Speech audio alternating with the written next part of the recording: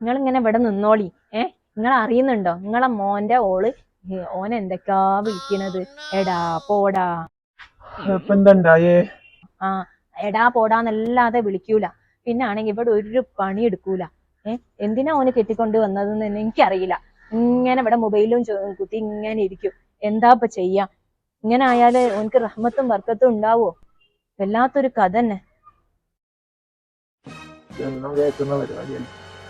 എന്നെ കൊണ്ട് കഴിയൂലേ, നീ വെച്ചിട്ട് പോ. എനിക്ക് കൂടുതൽ സംസാരിക്കാനൊന്നുമില്ല. ശരി. അല്ല ഓള് ആർക്കാ ഈ ഫോൺ ചെയ്യണത്? കൊറേ നേരമായല്ലോ, ചൂടായി സംസാരിക്കുന്നുണ്ടല്ലോ. ആരോടോ കൊറേ നേരം ഞാനും കേൾക്കുന്നു ഓള് സംസാരിക്കുന്നത്. എന്തായിരിക്കും? ആരാ മോളെ ഫോണില്?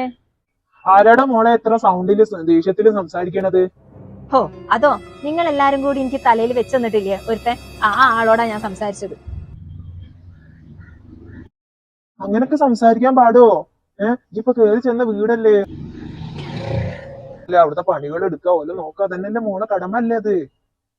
അവിടുത്തെ ഫുൾ പണി എടുക്കും വേണം. പോരാത്തന്നെ അവന്റെ ഉമ്മനെയും ബാപ്പനെയും നോക്കണം. ഞാൻ തന്നെ നിന്റെ ഉമ്മനെയും ബാപ്പനെയും ഞാൻ നോക്കണില്ല. എന്നിട്ട് ഇനി ഓന്റെ ഉമ്മനെയും ബാപ്പനെയും എന്നെ കൊണ്ടൊന്നും കഴിയൂല. ഞാൻ കഴിയൂലെന്ന് തന്നെ പറഞ്ഞു. ഞാൻ ഇവിടെ നിൽക്കാനാ വന്നേ. ഓൻ എന്തോ പറഞ്ഞിട്ടുണ്ടാവൂ. ഉമ്മന്റെ കുട്ടി ഇങ്ങനെ ഒന്നും സഹിച്ചു നിൽക്കണ്ട, മോള് ഇവിടെ തന്നെ നിന്നോ. എന്താ അത്? ഓല് പറയുന്ന മാതിരി നിക്ക? അതൊന്നും പറ്റൂല. ഇവിടെ തന്നെ നിന്നോ. മോളെ കാര്യം വന്നപ്പോ റഹ്മത്തും വേണ്ട ബർക്കത്തും വേണ്ട, ഇത് തന്നെയല്ലേ ഇവിടുത്തെ മരോളും ചെയ്യണത്.